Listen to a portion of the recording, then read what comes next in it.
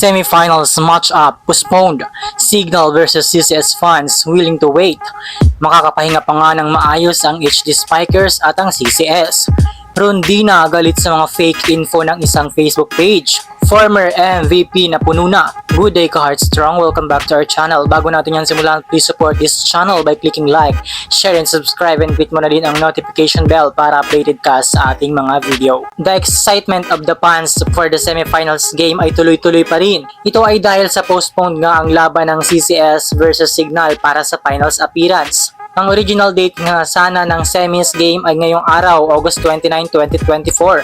Subalit nagkaroon nga ng power outage sa nasabing lugar at naapektuhan dito ang PhilSports Arena na location ng laban. Ayon nga sa management, the continuous downpour over the past few days has caused damage to several Meralco posts supplying power to the PhilSports Arena, rendering them inoperable. The semifinals game will now be held on Saturday, August 31 at the SM Mall of Asia Arena in Pasay City.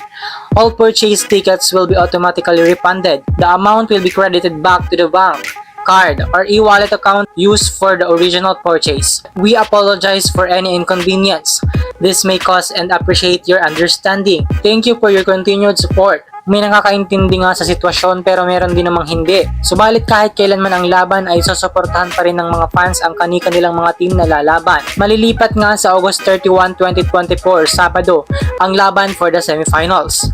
Dumako naman tayo sa pagkakainis ni CC Rondina sa isang post sa Facebook page dahil sa mga fake rumors nito patungkol sa former MVP. Ito ay matapos ngang mag-post ang nasabing page na may caption na CC Rondina test positive for doping. Chocomocho faces disqualification from PBL. Si CC Rondina ang nagpositibo sa doping. Chocomocho nanganganib na matanggal sa PBL. Agad naman itong pinabulaanan ni CC Rondina na ito ay hindi totoo at report. Block or unfollow the Facebook page. Sabi nga nito, unfollow and report this page guys. Thank you so much. Marami nga ang natuwa sa reaction ni CC Rondina dahil marami nga ang kinabahan dahil sa post nito. Subalit magandang action nga ang ginawa ni CC Rondina upang hindi na magkalat pa ang mga fake news patungkol sa volleyball. Mga ka-Heartstrong, alam naman natin kung gaano kalaki ang fan base ng volleyball sa Pinas, kung gaano karami ang mga tao sa ngayon ang nakikibalita lamang sa mga Facebook posts or any platform sa social media. Maybe we should think twice before we post. So hanggang dito na lamang muna ka-Heartstrong. Please do not forget to subscribe and click the notification bell para updated ka sa ating mga videos.